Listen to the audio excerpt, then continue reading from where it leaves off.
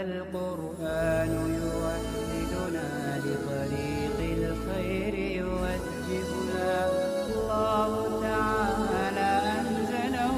ورسول الله بسم الله الرحمن الرحيم.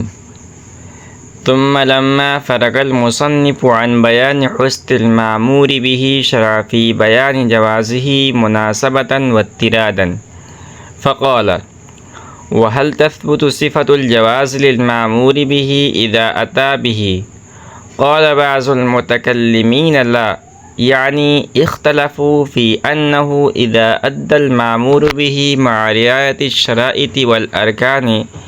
فهل يجوز لنا أن نحكم بمجرد إتيانه بالجواز أو نتوقف فيه حتى يظهر دليل خارجي يدل على طهارة الماء وسائر الشرائط؟ فقال بعض المتكلمين لا نحكم به حتى نعلم من خارج أنه مستجمع للشرائط والأركان. ألا ترى أنه من أفسد حجه بالجماع قبل الوقوف فهو مأمور بالأداء شرعا بالمزج على أفعاله، مع أنه لا يجوز المؤدى إذا أداه فيغزي من قابل. ثم لما فرغ المصنف عن بيان حسن المأمور به شرع في بيان جوازه مناسبة واضطرادا فقال، پھر جب مصنف رحمۃ اللہ علیہ حسن معمور بھی کے بیان سے فارغ ہوئے تو مناسبت اور جامعیت کا لحاظ کرتے ہوئے جواز معمور بھی کا بیان شروع کر دیا. چنانچہ فرمایا کہ وَهَلْ تَثْبُتُ صِفَةُ الْجَوَازِ لِلْمَأْمُورِ بِهِ إِذَا أَتَى بِهِ، کیا معمور بھی کے لیے جواز کی صفت اس وقت ثابت ہوگی جب مکلف اس کو بجا لائے؟ قال بعض المتکلمین لا، تو بعض متکلمین نے کہا کہ نہیں، یعنی اختلفوا فی انہ اذا ادى المعمور به مع رعایت الشرائط والارکان فهل يجوز لنا ان نحكم بمجرد اتيانه بالجواز او نتوقف فيه حتى يظهر دليل خارجي يدل على طهارة الماء وسائر الشرائط. یعنی اس بارے میں علماء کا اختلاف ہے کہ جب کوئی مکلف معمور بھی کو شرائط و ارکان کے ساتھ ادا کرے تو کیا ہمارے لیے جائز ہے کہ ہم محض معمور بھی کو ادا کرنے سے جواز کا حکم لگا دے یا اس میں توقف کرے یہاں تک کہ کوئی ایسی خارجی دلیل ظاہر ہو جو پانی کی طہارت اور تمام شرطوں پر دلالت کرے؟ فقال بعض المتكلمين لا نحكم به حتى نعلم من خارج أنه مستجمع للشرائط والأركان. ألا ترى أنه من أفسد حجه بالجماع قبل الوقوف فهو مأمور بالأداء شرعا بالوزي على أفعاله، مع أنه لا يجوز المؤدى إذا أداه فيغزي من قابل. تو بعض متکلمین نے فرمایا ہے کہ ہم اس کا حکم نہیں لگائیں گے یہاں تک کہ ہم کو یہ معلوم نہ ہو جائے کہ معمور بھی شرائط اور ارکان کو جامع ہے. کیا آپ نہیں دیکھتے کہ جس آدمی نے وقوف عرفہ سے پہلے جمع کر کے اپنا حج فاسد کر لیا ہو تو وہ شرائع افعال حج کو انجام دے کر ادا کا معمور ہے، باوجود کہ مؤدہ جائز نہیں ہے جب مکلف اس کو ادا کرے، چنانچہ آئندہ سال اس کی قضا کرے گا. ثم لما فرغ المصنف عن بیان حسن المأمور به شرع في بیان جوازه مناسبة واضطرادا. شارح فرماتے ہیں کہ حسن معمور بھی کے بیان سے فارغ ہونے کے بعد یہاں سے مصنف رحمۃ اللہ علیہ معمور بھی کے جواز کا بیان شروع کر رہے ہیں، جس کا حاصل یہ ہے کہ معمور بھی کو ادا کرنے کے بعد معمور بھی کے لیے جواز ثابت ہوگا یا نہیں. یہاں آپ بھی سمجھیں، ذہن میں رکھیے کہ یہاں جواز سے مراد مکلف کے ذمے سے قضا کا ساقط ہونا ہے. یعنی اگر مکلف نے معمور بھی کو ادا کر لیا تو اس کے ذمے سے اس کی قضا ساقط ہو جائے گی یا نہیں. تو اس بارے میں علماء کا اختلاف ہے. چنانچہ بعض متکلمین کا یہ قول ہے کہ محض معمول بھی کو ادا کرنے سے جواز کا حکم نہیں لگا جائے گا، بلکہ توقف کیا جائے گا یہاں تک کہ یہ معلوم نہ ہو جائے کہ معمول بھی کے اندر تمام شرائط و ارکان موجود ہیں۔ چنانچہ جب معمول بھی کے اندر تمام ارکان اور شرائط کا موجود ہونا معلوم ہو جائے گا تو معمول بھی کے لیے جواز کا حکم ثابت ہو جائے گا، یعنی مکلف سے اس معمول بھی کی قضا ساقط ہو جائے گی۔ شرح فرماتے ہیں کہ اس کی دلیل یہ ہے کہ اگر کوئی آدمی وقوف عرفہ سے پہلے اپنی بیوی سے جمع کر کے اپنا حج فاسد کر لے تو وہ شرعاً اس بات کا مأمور ہے کہ اس حج کے افعال ادا کرے، حالانکہ اس حج کے تمام افعال ادا کرنے کے باوجود یہ حج جائز نہیں ہوتا، یعنی اس کے ذمے سے قضا ساقط نہیں ہوتی ہے، بلکہ آئندہ سال اس آدمی پر قضا واجب ہوگی۔ تو اس مسئلے سے ثابت ہوا کہ محض معمول بھی کو ادا کرنے سے اس کے لیے جواز ثابت نہیں ہوتا ہے، اس کے ذمے سے وہ ساقط نہیں ہوگا، بلکہ اس کے ذمے سے ساقط کرنے کے لیے شرائط اور ارکان کے موجود ہونے پر خارجی دلیل کا پایا جانا ضروری ہے۔ والصحیح عند الفقهاء انه تثبت به صفة الجواز للمعمول به وانتفاء الكراهة، أي المذهب الصحيح عندنا أنه تثبت بمجرد إيجاد الفعل صفة الجواز للمعمول به وهو حصول الامتثال على ما كلف به وإلا يلزم التكليف ما لا يطاق، ثم إذا ظهر الفساد بدليل مستقل بعده يعيده، وأما الحج فقد أداه بهذا الإحرام وفرغ عنه، والأمر بحج صحيح في العام القابل بأمر مبتدأ وعند أبي بكر الرازي لا يثبت بمطلق الأمر انتفاء الكراهة لأن عصر يومه معبور بالأداء مع أنه مكروه شرعا، والطواف محدثا معمول به مع أنه مكروه شرعا. قلنا ذلك الكراهة ليس في نفس المعمول به بل لمعنى خارج وهو التشبيه بعبد الشمس وكون الطائف محدثا، ومثل هذا غير مضر. والصحيح عند الفقهاء أنه تثبت به صفة الجواز للمعمول به وانتفاء الكراهة، اور فقہا کے نزدیک صحیح ہے کہ فعل معمول بھی کے بجاوری سے معمول بھی کے لیے صفت جواز ثابت ہو جاتی ہے اور کراہت کا انتفاع بھی ہو جاتا ہے۔ ای المذهب الصحیح عندنا انه تثبت بمجرد ایجاد الفعل صفت الجواز للمعمول به وهو حصول الامتثال على ما كلف به وإلا يلزم التكليف ما لا يطاق، یعنی ہمارے نزدیک مذہب صحیح ہے کہ محض فعل کے ایجاد سے معمول بھی کے لیے صفت جواز ثابت ہو جاتی ہے اور اسی کے مطابق تعمیل حکم کا حصول ہے جس کا اس کو مکلف بنایا گیا ہے، ورنہ تو تکلیف ما لا یطاق لازم آئے گا۔ ثم اذا ظهر الفساد بدلیل مستقل بعده يعيده، پھر جب کسی مستقل دلیل سے اس کے بعد فساد ظاہر ہو جائے تو اس کا اعادہ کرے گا۔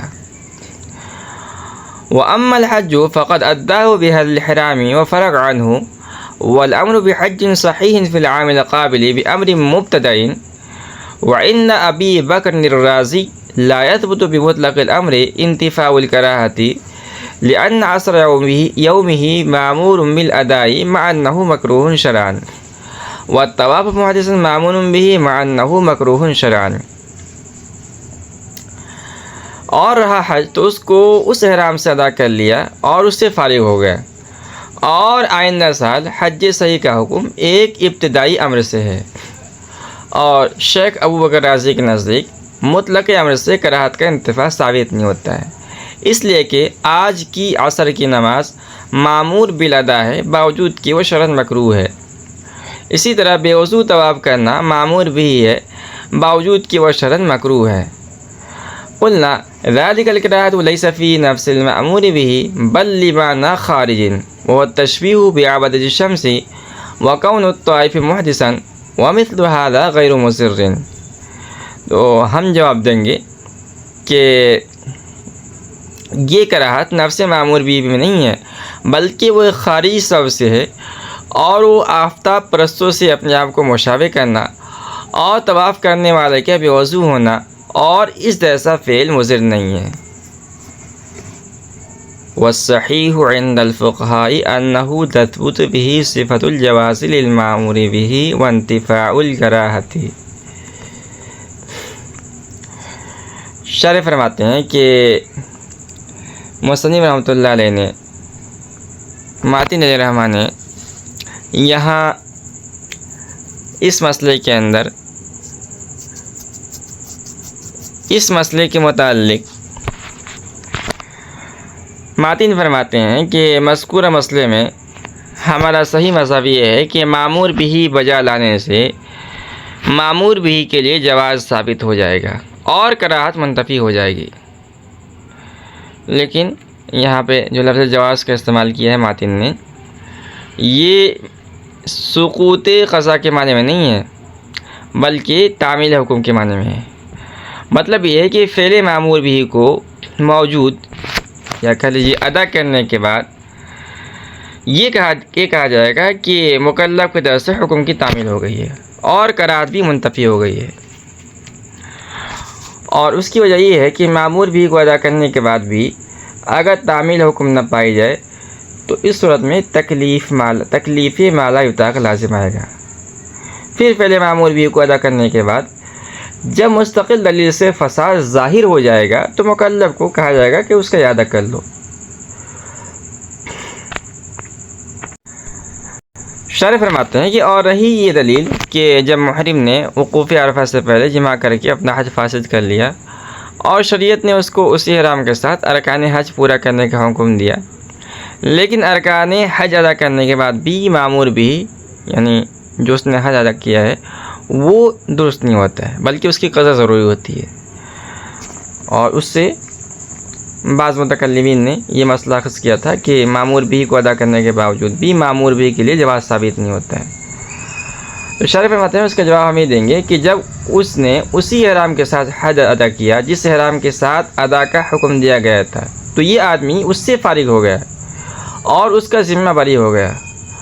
اب اس کو آئندہ سال صحیح حج کرنے کا حکم ایک مستقل امر کے ذریعے دیا گیا ہے۔ گویا ہم سیدھے سادہ الفاظ میں کہہ سکتے ہیں کہ یہ حج صحیح سال گزشتہ کی حج کی قضا نہیں ہے بلکہ اس کو مستقل امر سے فرض کیا گیا ہے۔ شارح فرماتے ہیں کہ حضرت ابو بکر رازی رحمۃ اللہ علیہ نے فرمایا کہ امر مطلق سے کراہت کا انتفاع نہیں ہوتا ہے، یعنی اگر شریعت مطلقاً کسی کام کا امر کرے تو اس سے لازم نہیں آتا کہ مامور بھی ادا کرنے کے بعد مامور بھی سے کراہت منتفی ہو جائے گی، بلکہ ہم دیکھتے ہیں کہ کراہت باقی رہتی ہے۔ اور شیخ ابو بکر رازی نے 2-3 مثال لی ہے۔ پہلی مثال ہے کہ غروب آفتاب کے وقت اسی دن کی نماز عصر ادا کرنے کا حکم دیا گیا ہے، لیکن اس کے باوجود اگر اسی دن کی عصر غروب کے وقت ادا کی گئی تو وہ شرعاً مکروہ ہے۔ اس سے معلوم ہوا کہ امر مطلق سے کراہت کی نفی ثابت نہیں ہوتی ہے۔ اسی طرح حدث کی حالت میں یعنی بے وضو آدمی طواف کرے تو اس حالت میں طواف کرنا معمول بھی ہے، حالانکہ شرعاً مکروہ ہے۔ تو ان دونوں مسئلوں سے معلوم ہوتا ہے کہ امر مطلق سے کراہت کی نفی ثابت نہیں ہوتی ہے۔ شارح فرماتے ہیں کہ ہماری طرف سے اس کا جواب دیا جائے گا کہ مذکورہ دونوں مثالوں میں کراہت نفس معمور بھی اور ذات معمور بھی میں نہیں ہے، بلکہ یہ کراہت ایک خارجی سبب سے پیدا ہوئی ہے، اور وہ خارجی سبب یہ ہے کہ غروب آفتاب کے وقت عصر کی نماز پڑھنے والا یہ آفتاب پرستوں کے مشابہ ہو جاتا ہے، کیونکہ جو لوگ سورج کی پوجا کرتے ہیں اسی وقت وہ پوجا کرتے ہیں سورج کی، تو اس مشابہت کی وجہ سے نماز عصر مکروہ ہو گئی، ورنہ نفس نماز میں کوئی کراہت موجود نہیں ہے۔ اور دوسری مثال میں طواف کرنے والے کے بے وضو ہونے کی وجہ سے کراہت پیدا ہوئی ہے، کیونکہ بے وضو اللہ کا نام لینا، اسی طرح مسجد میں داخل ہونا، اللہ کے گھر کا چکر لگانا ناپسندیدہ امر ہے، لہذا ان وجوہ سے کراہت پیدا ہو گئی، ورنہ تو نفس طواف میں کوئی کراہت نہیں ہے۔ اور رہی یہ بات کہ نفس معمور بھی میں کراہت کیوں نہیں ہے، تو اس کی وجہ یہ ہے کہ فعل جس طرح امر کے ذریعے طلب کیا جاتا ہے اسی طرح اذن یعنی اجازت کے ذریعے بھی طلب کیا جاتا ہے، لیکن طلب فعل کے سلسلے میں اذن کی بنسبت امر ابلغ ہے، اور اذن یعنی کسی کام کی اجازت دینے سے کراہت منتفی ہو جاتی ہے، یعنی جب کسی کام کی اجازت دے دی گئی تو اس کام میں کراہت باقی نہیں رہتی ہے۔ تو امر جو طلب فعل میں ابلغ اور اعلیٰ ہے اذن کے مقابلے میں، اس کے ذریعے اگر کسی فعل کو طلب کیا گیا تو بدرجہ والا کراہت منتفی ہو جائے گی۔ وَإِذَا عَدَمَتْ صِفَةُ الْوُجُوبِ لِلْمَأْمُورِ بِهِ لَا تَبْقَى صِفَةُ الْجَوَازِ عِنْدَنَا خِلَافًا لِلشَّافِعِيِّ رحمه الله۔ هذا بحث آخر متعلق بما مر من أن موجب الأمر هو الوجوب، يعني أنه إذا نسخ الوجوب الثابت بالأمر فهل تبقى صفة الجواز الذي في ضمنه أم لا؟ فقال الشافعي رحمه الله تبقى صفة الجواز استدلالا بصوم عاشوراء، فإنه قد كان فرضا ثم نسخت فرضيته وبقي استحبابه الآن، وعندنا لا تبقى صفة الجواز الثابت في ضمن الوجوب، كما أن قطع الأعضاء الخاطئة كان واجبا على بني إسرائيل وقد نسك منا فرضيته وجوازه، وهكذا القياس. وأما صوم عاشوراء فإنما يثبت جوازه الآن بنص آخر لا بذلك النص الموجب للأداء. وقيل فائدة الخلاف بيننا وبينه يظهر في قوله عليه السلام من حلف على يمين فرأى غيرها خيرا منها فليكفر يمينه ثم ليأتي بالذي هو خير، فإنه يدل على وجوب تقديم الكفارة على الحنث، وقد نسك وجوب تقديمها بالإجماع، ولكن بقي جوازه عنده ولم يبق عندنا أصلا۔ کہہ رہے کہ وَإِذَا عَدَمَتْ صِفَةُ الْوُجُوبِ لِلْمَأْمُورِ بِهِ لَا تَبْقَى صِفَةُ الْجَوَازِ عِنْدَنَا خِلَافًا لِلشَّافِعِيِّ رحمہ اللہ۔ اور جب مأمور بھی کے لیے صفت وجوب معدوم ہو جائے تو ہمارے نزدیک صفت جواز باقی نہیں رہتی، اس میں حضرت امام شافعی رحمۃ اللہ علیہ کا اختلاف ہے۔ هذا بحث آخر متعلق بما مر من أن موجب الأمر هو الوجوب، يعني أنه إذا نسخ الوجوب الثابت بالأمر فهل تبقى صفة الجواز الذي في ضمنه أم لا؟ کہنے کی دوسری بحث ہے جو گزشتہ اصل یعنی امر کا موجب وجوب ہے اس سے متعلق ہے، یعنی جب وہ وجوب جو امر سے ثابت ہے منسوخ ہو جائے تو کیا وہ صفت جواز جو وجوب کے ضمن میں ہے باقی رہتی یا نہیں ہے؟ فقال الشافعی رحمہ اللہ تبقى صفة الجواز استدلالا بصوم عاشوراء فإنه قد كان فرضا ثم نسخت فرضيته وبقي استحبابه الآن، وعندنا لا تبقى صفة الجواز الثابت في ضمن الوجوب، كما أن قطع الأعضاء الخاطئة كان واجبا على بني إسرائيل وقد نسخ منا فرضيته وجوازه، وهكذا القياس۔ تو حضرت امام شافعی رحمۃ اللہ علیہ نے عاشورے کے روزے سے استدلال کرتے ہوئے فرمایا کہ صفت جواز باقی رہتی ہے کیونکہ عاشورہ کا روزہ فرض تھا، پھر اس کی فرضیت منسوخ ہو گئی اور اس کا استحباب اب بھی باقی ہے، اور ہمارے نزدیک جو صفت جواز وجوب کے ضمن میں ثابت ہوتی ہے وہ باقی نہیں رہتی ہے، جیسے غلطی کرنے والے اعضاء کا کاٹنا بنی اسرائیل پر واجب تھا لیکن ہم سے اس کی فرضیت اور جواز دونوں منسوخ کر دیے گئے۔ وَأَمَّا صَوْمُ عَاشُورَاءَ فَإِنَّمَا يَثْبُتُ جَوَازُهُ الْآنَ بِنَصٍّ آخَرَ لَا بِذَلِكَ النَّصِّ الْمُوجِبِ لِلْأَدَاءِ۔ اور رہا صوم عاشورہ تو اس کا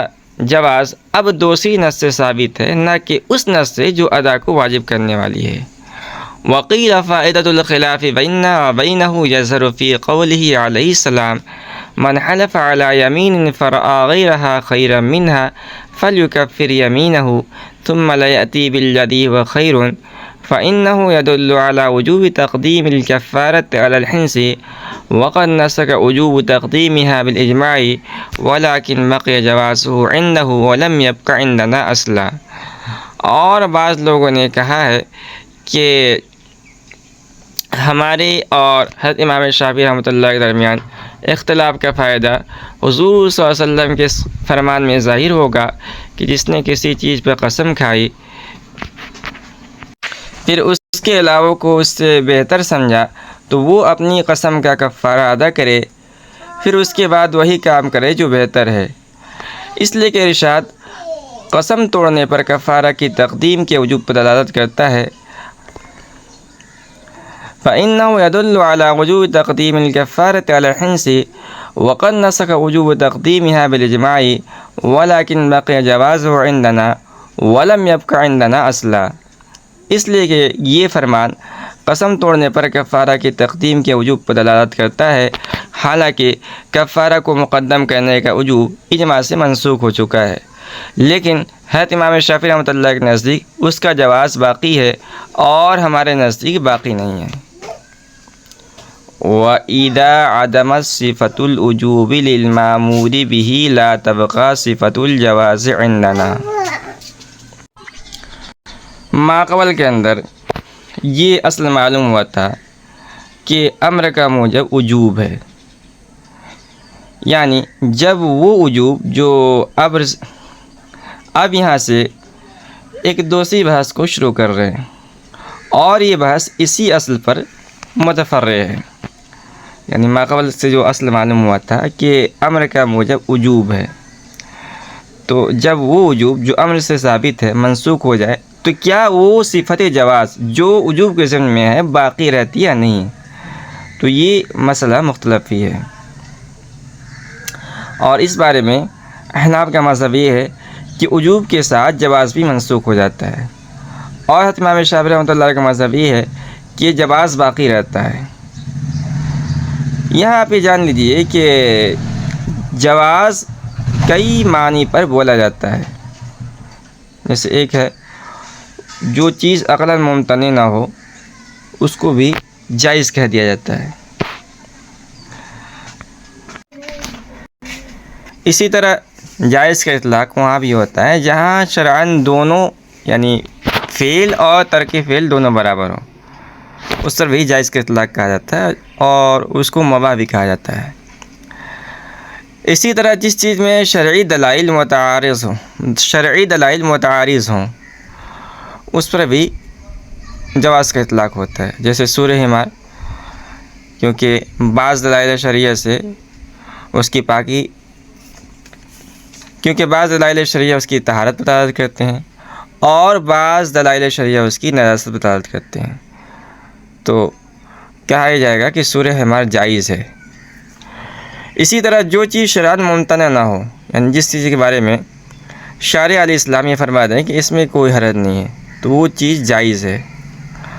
اور اسی معنی کے اعتبار سے جواز واجب کے ضمن میں پایا جاتا ہے۔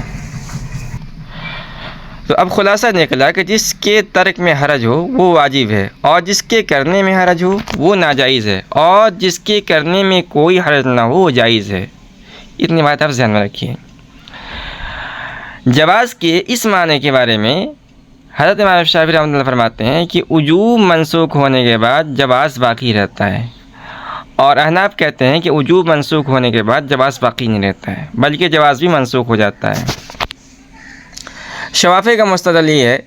کہ عاشورہ کا روزہ ابتداءً اس امت پر فرض تھا، لیکن صوم رمضان کی فرضیت سے صوم عاشورہ کی فرضیت منسوخ ہو گئی، مگر اس کا استحباب ابھی بھی باقی ہے۔ چنانچہ ہمارے زمانے میں عاشورہ کا روزہ رکھنا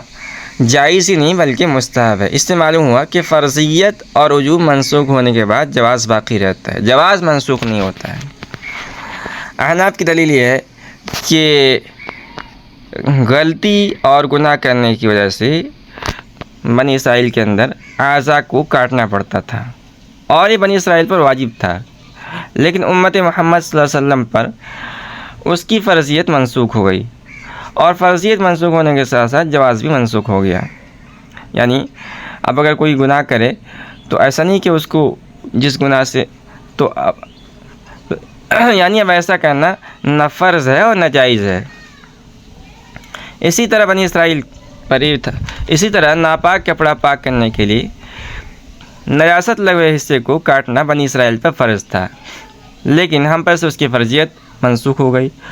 اور فرضیت کے ساتھ ساتھ جواز بھی منسوخ ہو گیا۔ اس سے معلوم ہوا کہ جب وجوب منسوخ ہوتا ہے تو اس کے ساتھ ساتھ جواز بھی منسوخ ہو جاتا ہے۔ شارح فرماتے ہیں کہ رہا حضرت امام شافعی رحمۃ اللہ علیہ کا صوم عاشوراء سے استدلال کرنا، تو اس کا جواب یہ ہے کہ جب صوم عاشوراء کی فرضیت منسوخ ہوئی تھی تو اس کا جواز بھی منسوخ ہو گیا تھا، لیکن بعد میں اس کا جواز دوسری دلیل سے ثابت ہوا، نہ کہ اسی دلیل سے جو اس کی ادا کو واجب کرنے والی ہے۔ یہاں یہ واضح ہے کہ دوسری دلیل سے مراد یا تو قیاس ہے، یعنی جس طرح رمضان اور ایام منہی عنہ کے علاوہ ایام منہی عنہ کے علاوہ دیگر ایام میں نفلی روزہ جائز ہے، ٹھیک اسی طرح عاشوراء کے دن نفلی روزہ رکھنا بھی جائز ہے۔ یا دوسری دلیل سے مراد وہ حدیث ہے جس سے عاشوراء کے دن کے روزے کا ثبوت ہوتا ہے۔ چنانچہ ترمذی شریف میں حدیث ہے کہ حضرت ابو قتادہ رضی اللہ تعالیٰ عنہ سے مروی ہے کہ رسول اللہ صلی اللہ علیہ وسلم نے ارشاد فرمایا کہ میں اللہ سے اس بات کی امید کرتا ہوں کہ عاشوراء کے دن کا روزہ اپنے سے پہلے یعنی سال گزشتہ کا کفارہ ادا کر دے گا۔ اس حدیث سے معلوم ہوا کہ عاشوراء کے دن کا روزہ جائز ہے بلکہ افضل ہے۔ شارح فرماتے ہیں کہ احناف اور شوافی کے درمیان اختلاف کا ثمرہ اس حدیث میں ظاہر ہوگا کہ جس میں اللہ کے رسول صلی اللہ علیہ وسلم نے ارشاد فرمایا تھا کہ جس آدمی نے کسی چیز پہ قسم کھائی پھر اس نے سمجھا کہ اس کا غیر اس سے بہتر ہے تو اس آدمی کو چاہیے کہ وہ اپنی قسم کا کفارہ ادا کر دے، پھر وہی کام کرے جو بہتر ہے۔ یہ حدیث اس بات پر دلالت کرتی ہے کہ اگر کسی کا ارادہ قسم توڑنے کا ہو تو وہ پہلے کفارہ ادا کرے پھر اپنی قسم توڑے، یعنی حنث پر کفارہ کو مقدم کرنا واجب ہے، کیونکہ حدیث میں جو الفاظ آئے اس کے اندر ہے فلیکفر، امر کا صیغہ ہے جو وجوب کفارہ پر دلالت کرتا ہے۔ اور اسی طرح ثم لا یاتی میں لفظ ثم یہ خلاف یمین کام کرنے یعنی قسم توڑنے کے مؤخر ہونے پر دلالت کرتا ہے، تو اس سے ثابت ہوا کہ تقدیم کفارہ علی الحنث واجب ہے، لیکن تقدیم کفارہ کا وجوب اجماع سے منسوخ ہو چکا ہے، یعنی حنث پر کفارہ کو مقدم کرنا واجب نہیں رہا اب۔ البتہ شوافی کے نزدیک اگرچہ تقدیم کفارہ کا وجوب منسوخ ہو گیا ہے لیکن جواز اب بھی باقی ہے، اور احناف کے نزدیک وجوب کے ساتھ ساتھ جواز بھی منسوخ ہو گیا ہے۔ چنانچہ اگر کسی نے قسم توڑنے سے پہلے کفارہ ادا کیا اور پھر قسم توڑی تو شوافی کے نزدیک یہ کفارہ جائز ہو جائے گا، اب دوسرا کفارہ ادا کرنے کی ضرورت نہیں ہے۔ اور حضرت امام ابو حنیفہ رحمۃ اللہ کے نزدیک یہ کفارہ جائز اور کافی نہیں ہوگا بلکہ دوسرا کفارہ ادا کرنا ضروری ہوگا، اور پہلا کفارہ صدقہ نافلہ بن جائے گا۔